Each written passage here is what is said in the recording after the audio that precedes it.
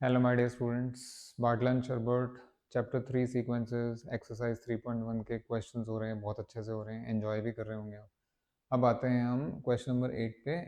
इसको आप एक तरह से कह सकते हैं मॉड्यूलस। मॉड्यूलस देखो भाई, ये सीक्वेंस एक्शन है और ये मॉड सीक्वेंस है आपका। तो मैं थोड़ा मॉड्यूलस पे बात कर लेता हूँ। क्या क्वेश्चन है उसको थोड़ी देर के लिए भूल जाइए और ज़रा ध्यान दीजिए बेटा। देखिए ये सीक्वेंस लिया मेरे बेटा आपने, A1, A2, A3, A4, A5। अच्छा जी, उसके बाद आपने मॉड सीक्वेंस लिया। जैसे ही मॉड सीक्वेंस लिया तो हर टर्म पे मॉड लग जाएगा।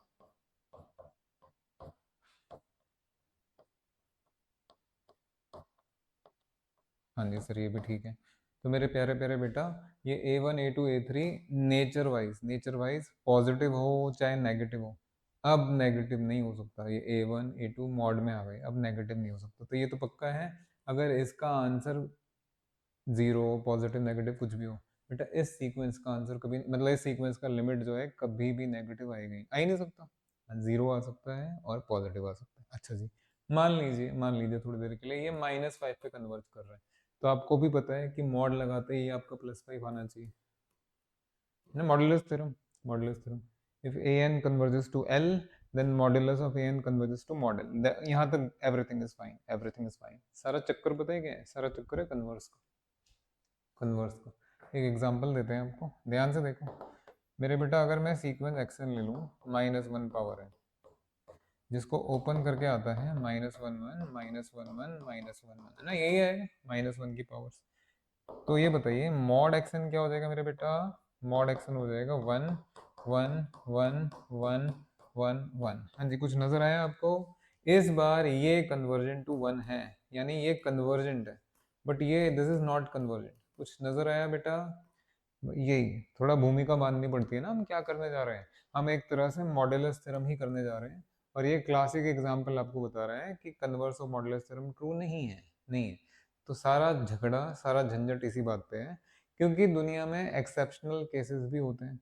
तो कोई तो केस होगा, कभी तो होगा, जब मॉड सीक्वेंस का कन्वर्जेंस ओरिजिनल सीक्वेंस का कन्वर्जन 100% दे दे। हाँ, एक ही कंडीशन है, जब दोनों की लिमिट जीरो। याद रखिएगा, वही रिजल्ट हम करने जा रहे हैं। मैं फिर इंसिस्ट करके कह रहा हूँ, और किसी लिमिट पे रिजल्ट ट्रू होना हो, जीरो लिमिट पे रिजल्ट पक्का ट्रू होगा। अगर इस सीक्वेंस की लिमिट जीरो है, वो भी छोड़ दो, अगर मॉड सीक्वेंस की लिमिट जीरो है, तो ओरिजिनल सीक्वेंस की लिमिट भी 100% जीरो होगी। वही करने जा रहे हैं हम, डोंट वरी। पहले क्वेश्चन पढ़ाते हैं आपको। अब तक तो मैंने तुम्हें क्वेश्चन भी नहीं पढ़ने दिया। 8th question, prove that limit of action is zero if and only. हाँ, ये ध्यान दिया आपने? Sorry again, sorry.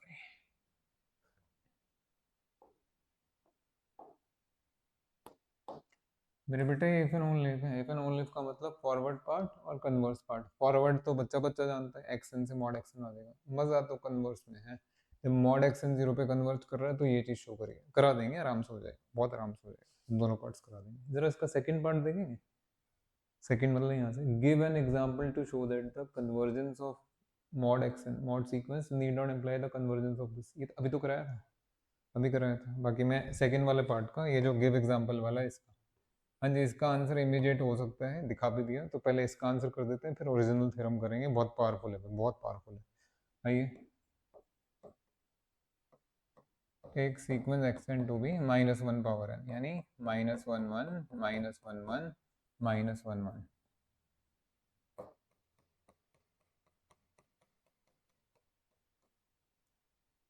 therefore what is mod xn? 1 1 1 1 1 1 and so on। ठीक है बेटा, that is mod sequence xn is convergent to 1, whereas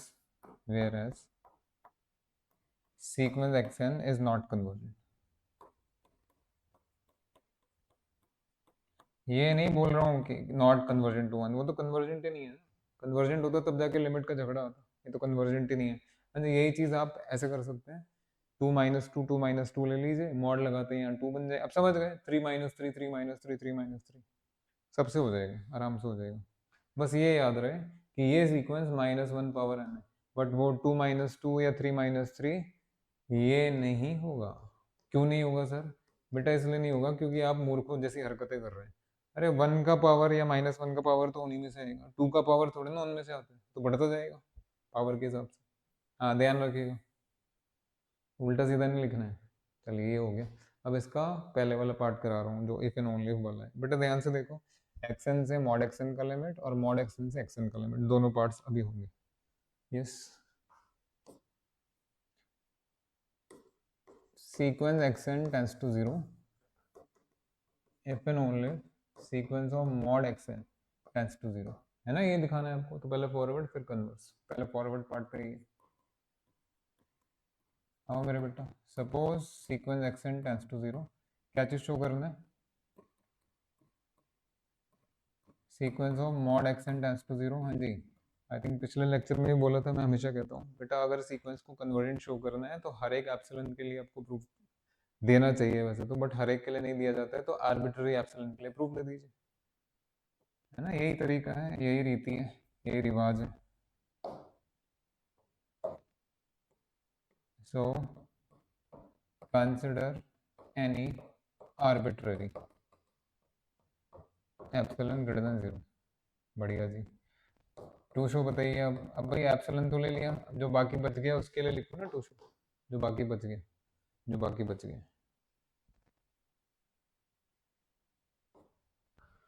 To show there is a natural number k such that, हाँ जी mod, ध्यान से ध्यान से, आपको इसका लिमिट चाहिए। मॉड में बड़ा सा मॉड लग रहा है, मॉड में ये मॉड एक्सन हो गया और ये 0 हो गया और ये less than epsilon for all n करने की। बस अभी लीजिए, अभी मजे मजे में हो जाएगा काम। बेटा देखेंगे क्वेश्चन मार्क है आपका के ऊपर, जिन बच्चों ने लास्ट क्लास किया है, लास्ट क्लास इसमें हमने आर्किमिडीयन प्रॉपर्टी बोला था। एक मिनट, अरे रुक जाओ भाई गदाधारी भीम, रुको ठहरो। बेटा आर्किमिडीयन प्रॉपर्टी एकदम से नहीं लगानी होती है, वो तो इसलिए लगाई कि आपको नेचुरल नंबर की जरूरत थी, वो कहीं से आ नहीं रहा था, तो Archimedean property is there to provide natural numbers. ठीक है जी। क्या ये के इसमें नहीं बैठा हुआ है इसकी डेफिनेशन? तो वो तो अपने आप काहे जा रहे हैं आप आर्किमिडीयन की तरफ, इधर से आ जाएगा कि। हाँ जी, note as sequence xn converges to 0 is given, so therefore हाँ जी ये सीक्वेंस कन्वर्जेंट है, तो हर एक एप्सिलॉन के लिए कन्वर्ज करेगा, तो फिर इसके लिए भी करेगा, इसके लिए भी। देखिए जरा क्या लिख रहे हैं, यही तो आप नहीं पकड़ पाए कभी। कॉरस्पॉन्डिंग टू, इसके कॉरस्पॉन्डिंग ना, इसके कॉरस्पॉन्डिंग कन्वर्ज करो, corresponding to above epsilon positive. Beauty देखिए जरा लिखने की, कैसे लिखना चाहिए आप। हाँ जी, corresponding to this what will happen, there is a K. भाई हम तो कन्वर्जेंस का डेफिनेशन लगा रहे हैं, और क्या। सच दैट अब किसका मॉड आएगा, mod of xn minus 0 will be less than epsilon for all n greater than equal to। ठीक है मेरे बेटा, चलिए बढ़िया। तो ये k तो आपको हासिल हो गया। नेक्स्ट यू वांट ये जो मॉड्यूलस है, ये जो मॉड्यूलस है वो भी आ जाएगा, सॉरी।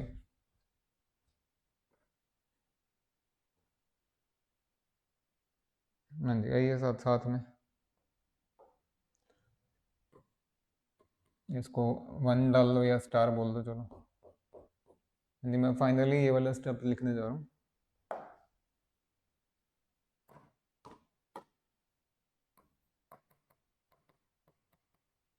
मॉड में मॉड एक्सन -0, है ना? ये तो यही बन गया। या फिर इसको पहले एक काम करो, इसको ये जो व्हाइट कलर में दिख रहा था आपको, पहले इसका इलाज करते हैं। बेटा क्या इसके बाद नेक्स्ट स्टेप ये नहीं होना चाहिए? बिल्कुल होना चाहिए सर, तो इसको स्टार बुला देते हैं, इसको स्टार। हाँ जी, फाइनली कंसिडर ये वाला, फाइनली कंसिडर जो चाहिए मॉड ऑफ मॉड एक्सन -0। हाँ जी मेरे प्यारे प्यारे बेटा, is it double mod?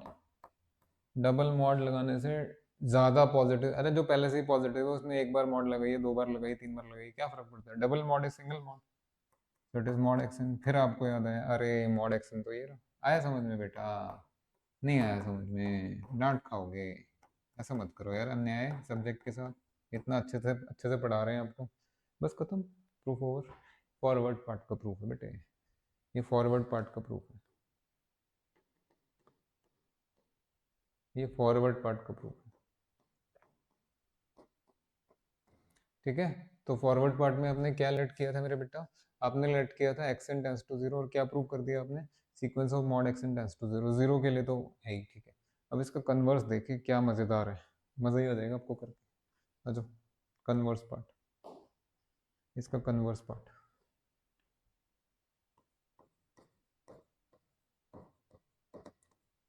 Suppose sequence of mod x n tends to zero. हाँ जी, क्या शो करना है मेरे बेटा? Sequence x n tends to zero, तो एक एप्सिलॉन ले लीजिए।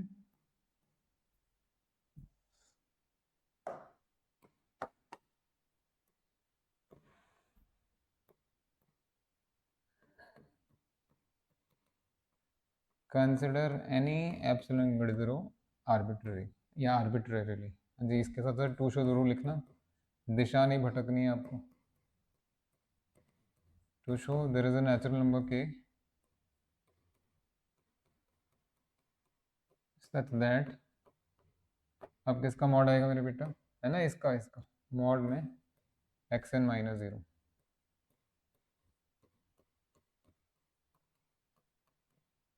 चलिए, ये आपका टू शो है मेरे बेटा। टू शो में सबसे पहले क्वेश्चन मार्क के ऊपर है, आर्किमिडीयन प्रॉपर्टी मत लगा देना अभी। ये के तो यहाँ से आ जाएगा, note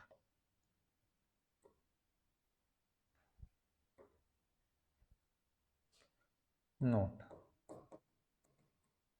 as sequence of mod x n tends to zero, therefore जो भी सीक्वेंस कन्वर्जेंट है वो दुनिया के सारे पॉजिटिव एप्सिलॉन्स के लिए कन्वर्जेंट है। सबको लेने की क्या जरूरत है, जो आपके पास है उसके कॉरेस्पॉन्डिंग आ जाएगी। सो कॉरेस्पॉन्डिंग टू ऊपर वाला। हाँ जी, समझे बेटा? Corresponding to above epsilon positive, ये वाले के कॉरेस्पॉन्डिंग भी कन्वर्ज करेगा। So there will exist okay such that, हाँ जी, किसका मॉड आएगा मेरे बेटा? Mod of mod x n minus zero less than epsilon for all n greater equal K, बस खत्म ही हो गया। That is mod of mod x n less than epsilon for all n greater equal K, that is simply बच गया ये mod x n less than epsilon. और इतना क्या एलेबोरेट करके लिखना है, ये लो। अब मैं उसको या तो कंसिडर करूं, के तो मिल ही गया था मुझे। Finally mod x n minus zero consider करिए, यही लिख दीजिए। तो इसका तो मतलब ही यही है कि नहीं? हाँ, कौन इतना एलेबोरेट करके लिखे, एक भी स्टेप आप कैंसिल नहीं कर सकते, काट नहीं सकते, बिल्कुल अच्छे से, बहुत अच्छे से लिखा हुआ है। किसी में दम नहीं है इसको काट देगा, सच कह रहा हूँ मैं। कुछ गलत लिखा हो तो बताओ। दैट इज,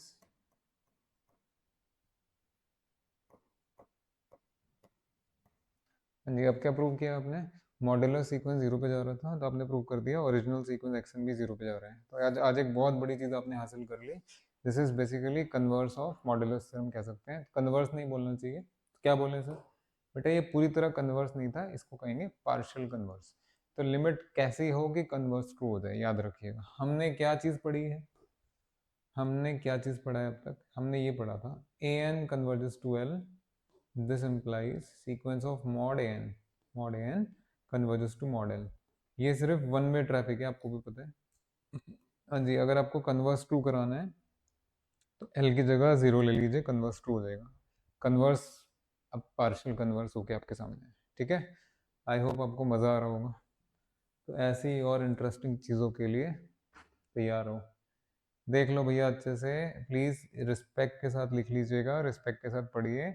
ये इट विल पे यू बहुत अच्छे से। हाँ जी, जीवन में भी काम आएगा इस तरह का लॉजिक आपको। चलिए, thank you very much, thank you, thank you.